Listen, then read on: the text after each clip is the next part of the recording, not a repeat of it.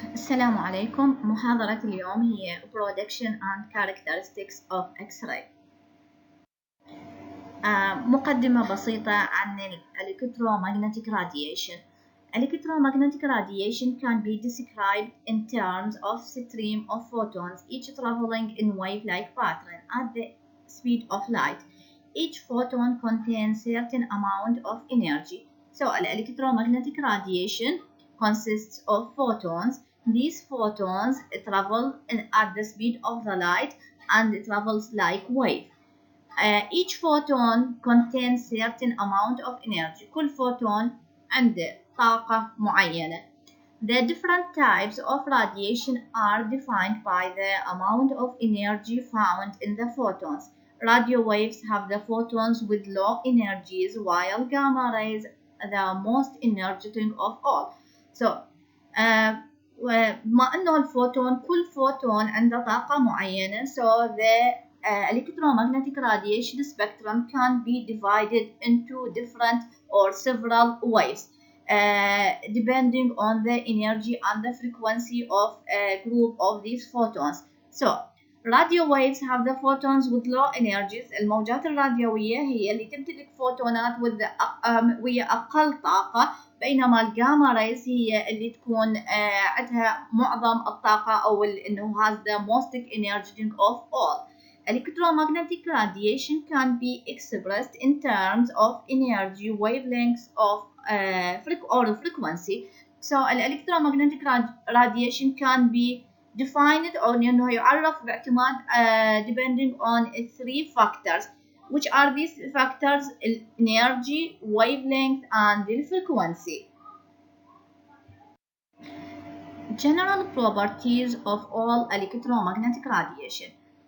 Electromagnetic radiation can be traveled through empty space. So, electromagnetic radiation يمكن أن ينتقل خلال الفراغ مقارنة بالصوت. الصوت يحتاج إلى وسط حتى ينتقل خلاله, بينما electromagnetic radiation ومن ضمنها visible light ينتقل خلال الفراغ, بالعكس تصل سرعته أعظم ما يمكن خلال الفراغ, حيث أنه يستطيع أن ينتقل سرعة 3 في 10 أس 8 متر over second. Electromagnetic radiation consists of photons which are uncharged and nearly massless. So, electromagnetic radiation يتألف من الفوتونات واللي هي طبعا تكون عديمة الشحنة وعديمة الكتلة.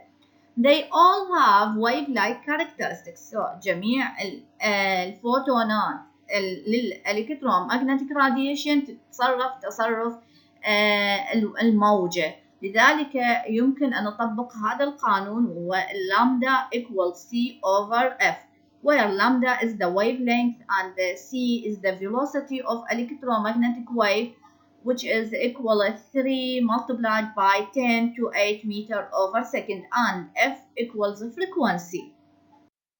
Here in this image, you can see the spectrum of electromagnetic radiation. It consists of several waves depending on the energy, frequency, and wavelength, as I said before.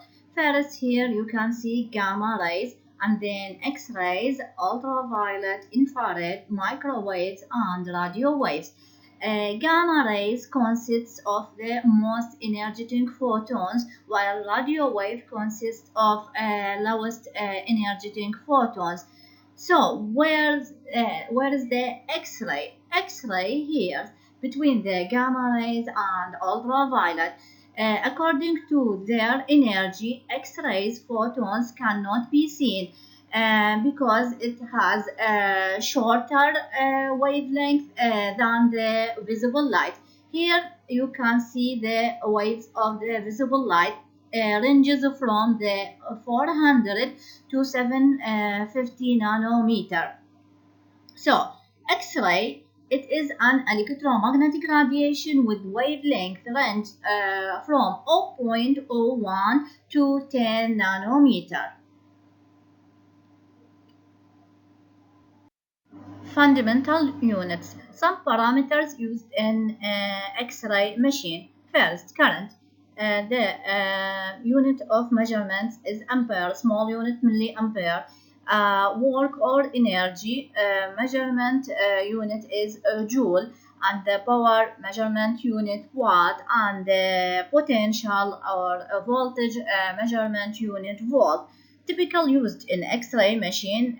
In X-ray machine, we use milliampere, small unit of ampere, and to measure the power, we used kilovolt, large unit for watt, and to measure the voltage, we use kilovolt instead of volt. So energy, what we use to measure energy in X-ray machine, we use electron volt. What is the electron volt? Electron volt, an accelerated electron through 1 volt attains an energy of 1 electron volt. This unit used to describe the energy of single electron or photon or population of mono-energetic particles. So عادة لقياس وحدة الطاقة في حالة الإكس راي ماشين ما نستخدم الجول، وإنما نستخدم الإلكترون فولت. لقياس التيار نستخدم الوحدة الصغيرة هي الملي أمبير، ولقياس الانرجي نستخدم الوحدة الالكترون فولت، ولقياس الباور نستخدم الوحدة الكبيرة اللي هي كيلو فولت، ولقياس الفولتية أو البوتنشال نستخدم الوحدة الكبيرة اللي هي كيلو فولت. Okay. Now we have some basic information about electromagnetic radiation and X-rays and their energies. And also we have some information about the unit that used to measure the parameters in X-rays machine. Now let's talk about X-rays and their production and characteristics. X-rays are one of the main diagnostic tools in medicine since its discovery by William Röntgen in 1895. Nowadays, X-ray with very high energy, around 10 mega electron volt, is used for therapeutic applications. الإكس-راي منذ اكتشافها في عام 1895 عادة تستخدم للتصوير. في السنوات السابقة بدأ استخدام الإكس-راي لأغراض أخرى، حيث أنه بدأ إنتاج الإكس-راي بطاقات جدا عالية تصل إلى أكثر من 10 ميجا إلكترون فولت، بدأت تستخدم for therapeutic applications. So the first purpose of the X-ray is for diagnostic application, and then the second purpose is for therapeutic applications. X-rays are produced when high energetic electrons interact with the matter. الإكس-راي يتم إنتاجها عن طريق لما تجي إلكترونات معجلة سريعة جدا تضرب التارجت أو الهدف، بحيث تنتج عنا الإكس-رايز، واللي تكون نوعين حسب ما راح نجي نشرحها. The kinetic energy of electrons is converted into electromagnetic energy by atomic interaction. الطاقة الحركية لدول الإلكترونات اللي راح تصطدم بالتارجت راح تولد لنا electromagnetic energy، طاقة كهرومغناطيسية عن طريق تفاعل يكون atomic interaction، وطبعا هسه نجي نشرحها. X-ray production. Two types of electron interactions are responsible for X-ray production. نوعين من التفاعلات تكون مسؤولة عن إنتاج الإكس-رايز. First, Bremsstrahlung mechanisms, and the second, characteristic mechanisms. طبعا الإكس-راي، هل إذا سألت سؤال إنه الإكس-راي هل هي موجودة بالطبيعة أو إنه الإنسان صنعها؟ طبعا الإكس-رايز ما موجودة بالسبكترم مالت الإلكترومagnetic راديشن، وإنما الإنسان قام بتصنيعها عن طريق إنه تسريع إلكترونات باتجاه هدف، واللي هو عادة يستخدم التنكستن، فتتولد الإكس-راي، وتكون نوعين، أما Bremsstrahlung mechanisms or characteristics mechanisms. Bremsstrahlung mechanisms راح تعطينا الإكس-رايز اللي تسميها Bremsstrahlung X-rays، واستخدمنا الميكانيزمز الأخرى راح تعطينا characteristics X-rays. The first mechanism to produce X-ray is called Bremsstrahlung or breaking radiation. In this mechanism, incoming electron come within proximity to nucleus. The difference in the charges between the nucleus, which has a positive charge, and the electron has negative charge, lead that Coulomb's force attract the electrons and decelerate it, causing loss of some of its kinetic energy and changing the path of the electron. This amount of the energy that lost by the decelerated electron will convert to X-ray photon. The energy of the X-ray photon depends on the distance between the incoming electron and the nucleus.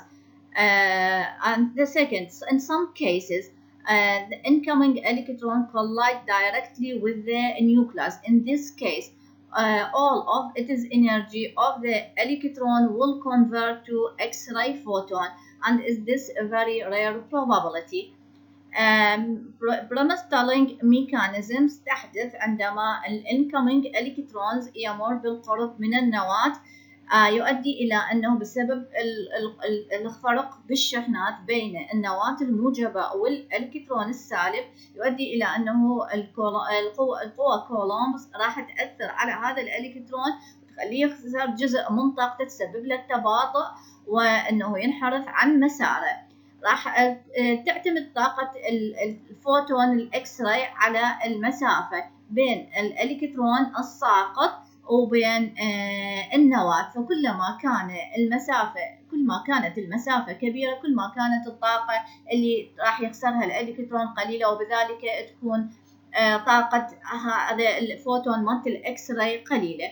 وكل ما كان الإلكترون قريب من النواة، يمر بالقرب من النواة والمسافة قريبة، يؤدي إلى أنه راح يخسر طاقة كبيرة، يؤدي إلى أنه الفوتون الناتج مالت الإكس راي تكون طاقته أيضا كبيرة. في بعض الحالات والتي تحدث بنسبة قليلة جدا أنه الإلكترون الساقط يصطدم مباشرة بالنواة، يؤدي في هذه الحالة إلى فقدان كل طاقته، وكل طاقته الحركية راح تتحول إلى فوتون إكس راي. لذلك حسب هذا الرسم راح نشوف أنه عندنا سبكترم، راح ينتج عندنا سبكترم للإكس راي فوتونز اللي تنتج بطريقة البرمستالينج.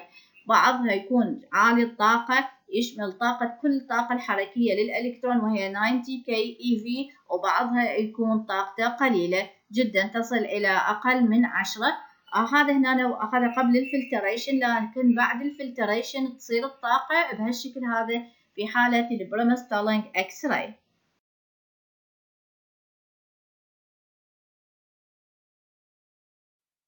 The second mechanism is called characteristic mechanism. In this mechanism, a generation of X-ray photon can be explained by the following steps. An incident electron will collide with the electron in K-shell orbital.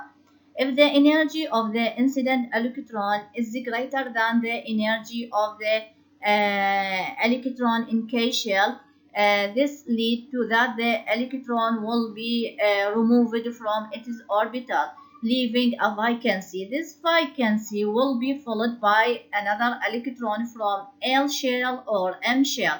The difference of the energy between the two orbitals will appear as the photons called X-ray photons or characteristic X-ray photon. The energy of the characteristic X-ray photon equals the difference between the binding energy of the two orbitals. إنتاج الإكس راي بهذه الطريقة يتم عندما أنه الانسيدنت إلكترون راح يصطدم بالإلكترون اللي موجود بالكي شيل أوربيتال. إذا كانت الطاقة مالت الإلكترون الساقط أكثر من البايندينج إنرجي للإلكترون اللي موجود بالكي شيل، يؤدي إلى أنه راح يستخدم هذا الإلكترون حتى يتخلص من الربط اللي يتربطه بالكي شيل، وراح يترك وراء فايكنسي. هذه الفايكنسي يتم ملئها من قبل إلكترون موجود بالال شيل أو الام شيل. نتيجة لذلك راح يصير نتيجة لهذا الانتقال بين الإلكترونات راح يصير أكو فرق بالطاقة. هذه الفرق بالطاقة يظهر على شكل characteristic X-ray photon. ليش يسمى characteristic X-ray photon؟ لأن دائما الإلكترون اللي يخرج من الكي شيل إذا انملأ بإلكترون من ال شيل دائما الطاقة بالضبط تكون مساوية للفرق الطاقة بين البايندينج انرجي للA ماينس الكي، وإذا ملأ من قبل الM فيكون الطاقة مالت هذا الفوتون هي M ناقص K، فبذلك راح نحصل على 2 سبايكس تظهر بطيف الإكس راي، واللي بعدين أراويها لكم.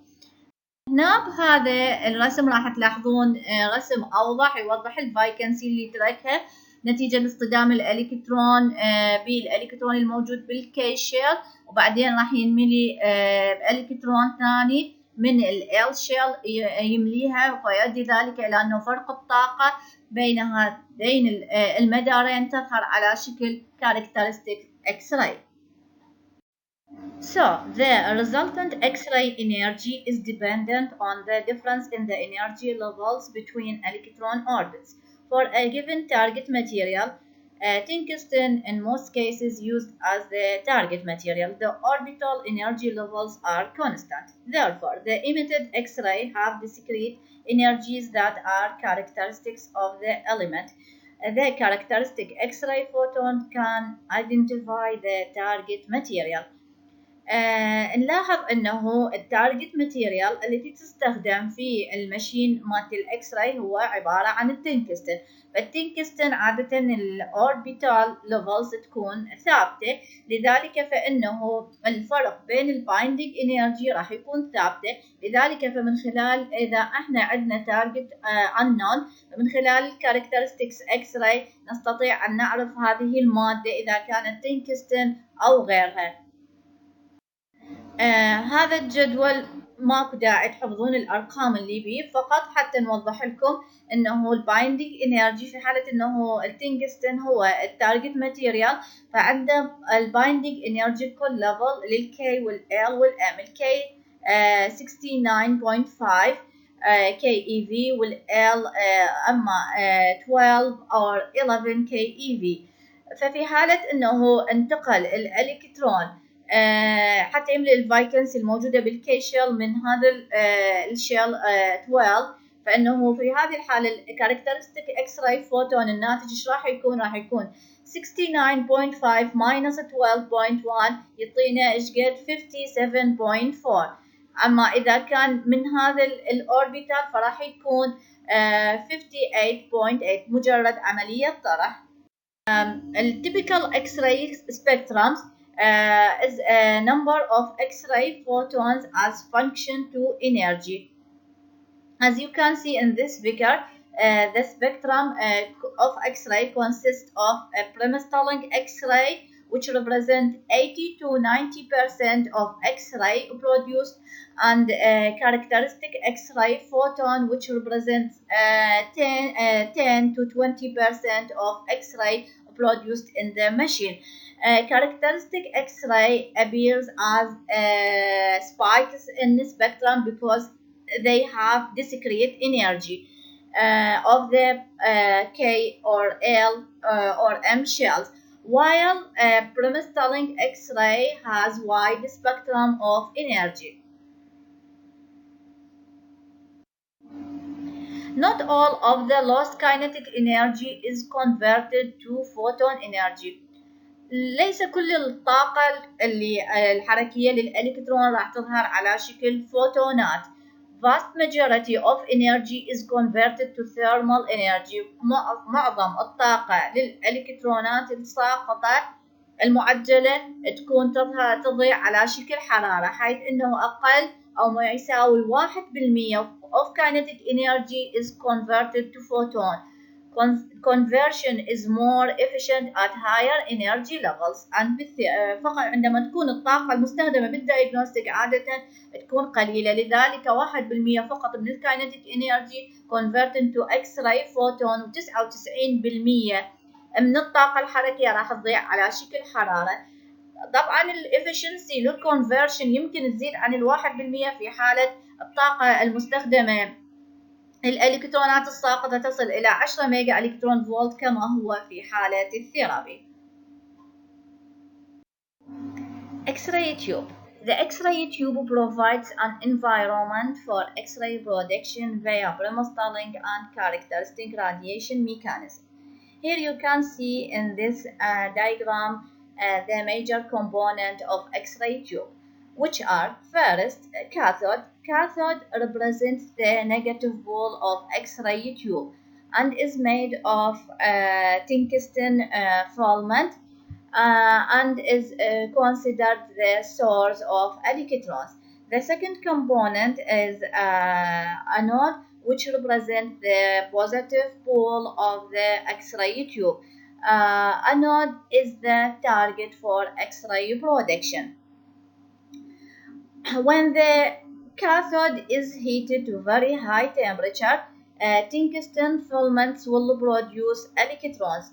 These electrons are accelerated toward the anode and interact with the anode to produce either bremsstrahlung X-ray or characteristic X-ray. These electrons are accelerated because we applied very high voltage between the anode and the cathode.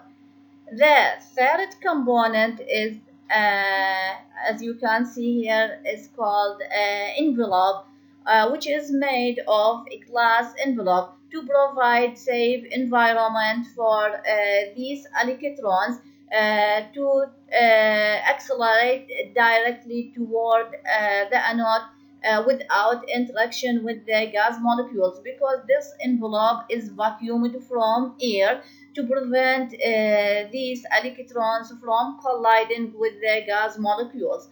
And all these components are surrounded by the tube housing. A tube housing isn't shown here in this figure. Tube housing insulate and protect the glass envelope and all the component of the X-ray machine.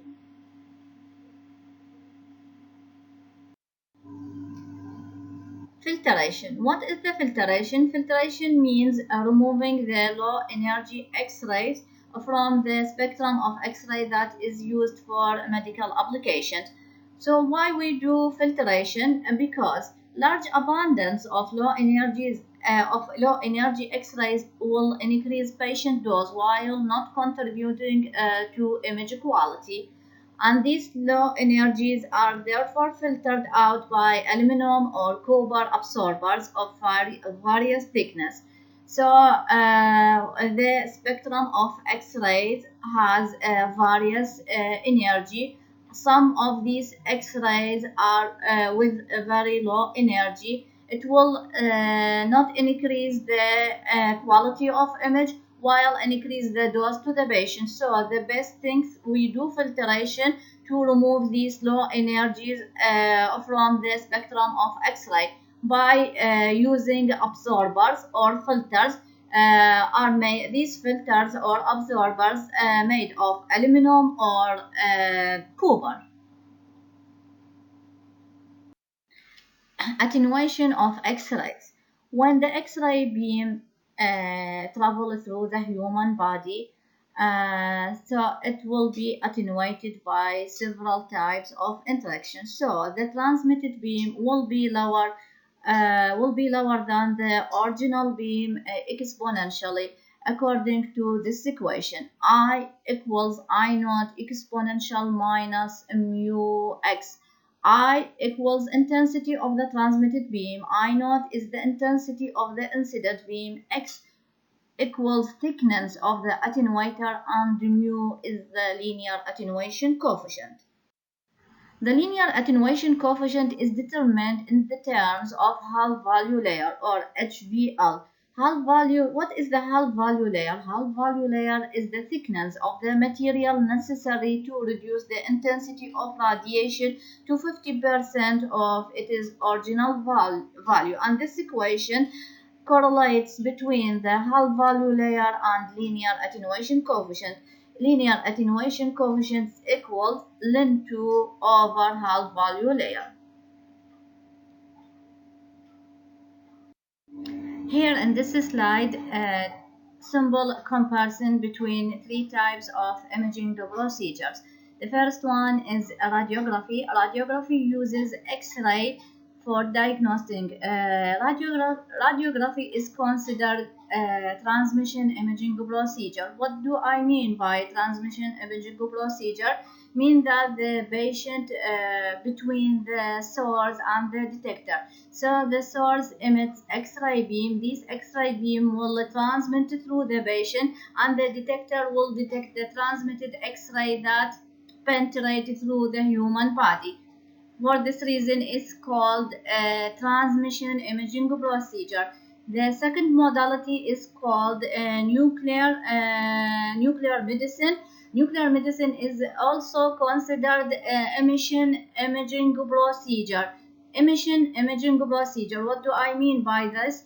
Mean that the patient has taken some radioactive material, so the patient now being source for radioactivity, so the rays will be emitted from the human body and detected by this type of detector, which is called either PET or SPECT.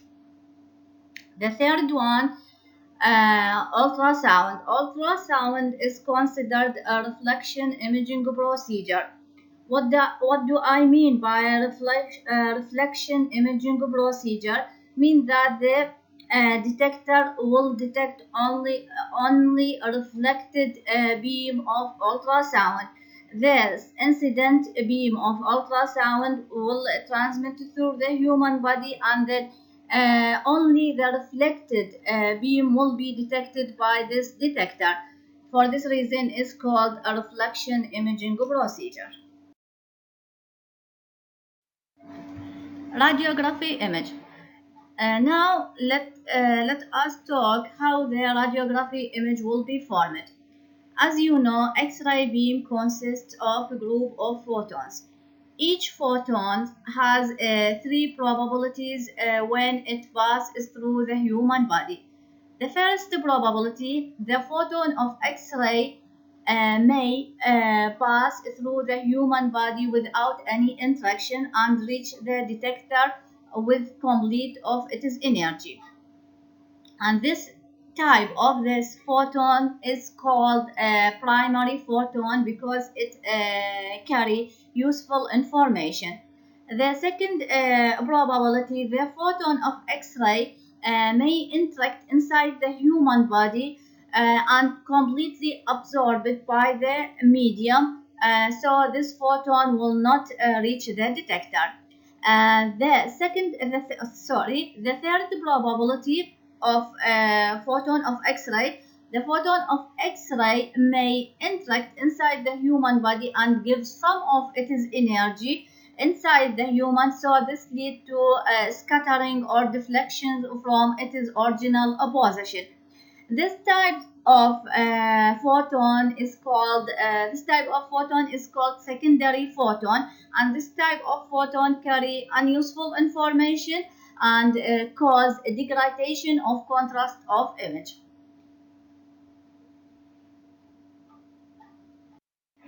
This image here and this slide, one example of radiography image or X-ray image.